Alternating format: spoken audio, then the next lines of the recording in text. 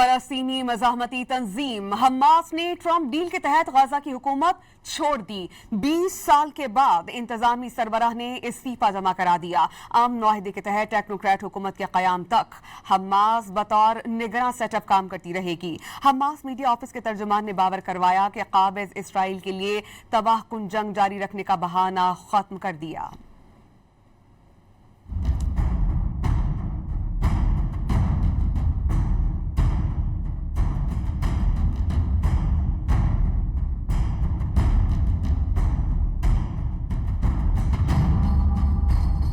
Hamas نے غزہ میں 20 سال سے قائم اپنی حکومت ختم کرنے کا اعلان کر دیا۔ باور کرا دیا کہ جنگ بندی کے بعد غزہ کے انتظامی ڈھانچے کا حصہ بننے کی خواہش نہیں۔ سنجیدگی کے ساتھ انتظامی کنٹرول سول کمیٹی کو دینے کے لیے تیار ہیں۔ ٹیکنوکریٹس حکومت تک حماس بطور نگران سیٹ اپ کام کرے گی۔ غزہ حکومت کے میڈیا آفس کے ڈائریکٹر اسماعیل الصوابطہ نے حکومت کو تحریر کرنے کا اعلان کرتے ہوئے بتایا کہ غزہ کا اقتدار امریکی صدر ڈونلڈ ٹرمپ کے بورڈ آف پیس کی حمایت یافتہ فلسطینی ٹیکنوکریٹ کمیٹی کے حوالے کیا جائے گا۔ حماس حکومت نے اپنے باقاعدہ بیان میں واضح کیا کہ غزہ کے تمام سول سرکاری ملازمین معمول کے مطابق اپنی خدمات فراہم کرتے رہیں گے۔ بیان میں ان ملازمین کو پبلک ورکرز قرار دیا گیا، جو اب national committee for the administration of Gaza کی ذمہ داری اور نگرانی میں کام کرنے کے لیے مکمل تیار ہیں۔ حماس کے ترجمان کے مطابق حماس نے ایک نیا قدم اٹھایا ہے اور اب وہ غزہ کی پٹی کے انتظام کی ذمہ دار نہیں رہی، تاکہ قابض قوتوں کے لیے کسی بھی بہانے کو ختم کیا جا سکے